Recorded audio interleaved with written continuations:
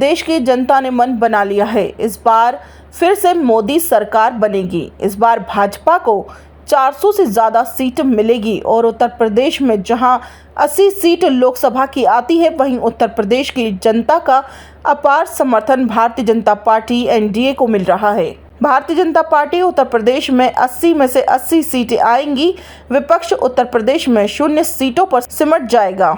लोग कहते हैं धारा 370 हटाकर दिखाओ, हटा दिया। आप कहते थे मंदिर वहीं बनेगा, तारीख नहीं बताएंगे। हमने तारीख भी बताई और मंदिर भी वहीं बनाया, लेकिन लोग नहीं आ रहे हैं। वहीं गौरव भाटिया ने विपक्ष पर निशाना साधा। गौरव भाटिया ने कहा कि विपक्ष की गुरूर की रस्सी जल जाएगी। असंभव को संभव कर दे वो व्यक्ति है प्रधानमंत्री नरेंद्र मोदी। रायबरेली और अमेठी भारतीय जनता पार्टी जीतेगी।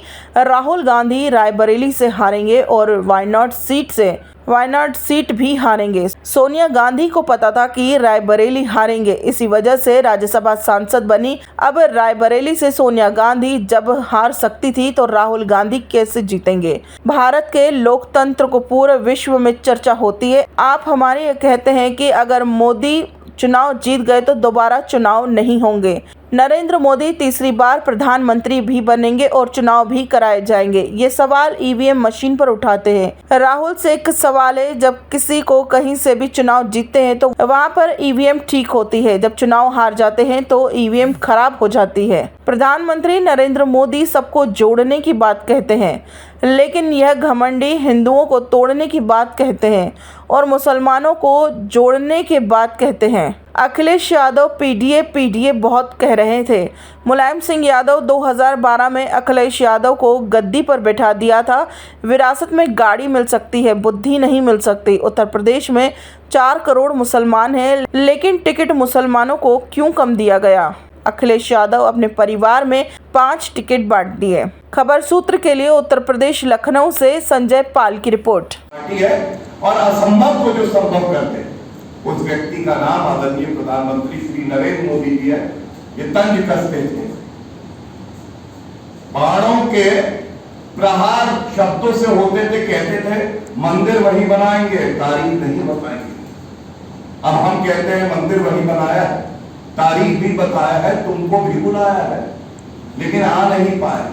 प्रभु राम की कृपा भी उसी पे होती है जिसने पुण्य किए होते हैं, जो कार सेवकों पे गोली चलाए, जो हिंदू अस्मिता को रोज ठेस पहुंचाए, जो वोट जिहाद की बात करे, उस पे प्रभु राम की भी कृपा नहीं होती और जनता की भी कृपा नहीं होती। मैं इतना जरूर कहूंगा, कल नामांकन भरा बनाते हैं राहुल गांधी थर-थर कांप रहे थे। वो हम भारत माता की जय की बात करते हैं, हमारी माँ भारत माता है। वो कह रहे थे मम्मी मम्मी भरना है पर्चा की भरो कि ना भरो। प्रधानमंत्री जी ने कुछ समय पहले ही ये कह दिया था, पहले वायनाड का चुनाव खत्म होगा, उसके बाद शहजादे किसी सेफ सीट से अपना भाग्य आजमाएंगे। और हुआ क्या? वही हुआ। अमेठी में जाने की हिम्मत इसलिए नहीं थी क्योंकि आज भारत की राजनीति और उत्तर प्रदेश की राजनीति में जो नामदार हैं वो थर-थर कांपते हैं, और जो कामदार हैं हमारी नेत्री जिन पे हमें अभिमान है, स्मृति ईरानी जी, उन्होंने अमेठी में ही उपनाम गांधी, नकली गांधी को हराया था। अब एक मेहनती, कर्मठ, संवेदनशील, जनता के प्रति समर्पित हमारी नेत्री स्मृति ईरानी जी के सामने ये अपरिपक्व पार्ट टाइम बालक क्या खड़े होते? तो वो भाग के गए रायबरेली।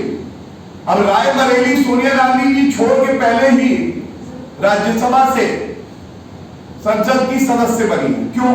उनको पता था वो रायबरेली भी हारेंगे। अब जब सोनिया गांधी जी हारेंगी तो राहुल गांधी जी क्या जितवाएंगे? इसलिए मैं पंडित नहीं हूं, भविष्यवाणी नहीं करता हूं, लेकिन जनता का आशीर्वाद जो मिल रहा है, बिल्कुल स्पष्ट कह रहा हूं, 400 प्लस 80, और ये दोनों सीटें रायबरेली और अमेठी भारतीय जनता पार्टी जीतेगी, और राहुल गांधी वायनाड भी हारेंगे और रायबरेली भी हारेंगे, और कांग्रेस रायबरेली भी हारेगी और अमेठी भी हारेगी। और उसकी वजह मैं आपको अब बताता हूं। सबसे पहले हमें एक समझना होगा कि राजनीति जो है ये कोई पार्ट टाइम काम नहीं है। इसके लिए आपके पास कर्मठता होनी चाहिए, जनता के लिए सेवा करने का भाव होना चाहिए। विदेशी भूमि पे जाके कहते हो भारत का लोकतंत्र खत्म हो गया है, पूरे विश्व में इसकी चर्चा होती। आप कहते हो अगर इस बार चुनाव में आदरणीय प्रधानमंत्री मोदी जी जीत गए तो दोबारा चुनाव नहीं होगा। नहीं, आदरणीय प्रधानमंत्री जी चुनाव भी जीतेंगे, और चुनाव की जो स्वस्थ परंपरा चलती आई है वो आगे भी चलती रही। लेकिन आप ये जो भ्रम जाल फैलाते हो, जो डर फैलाते हो,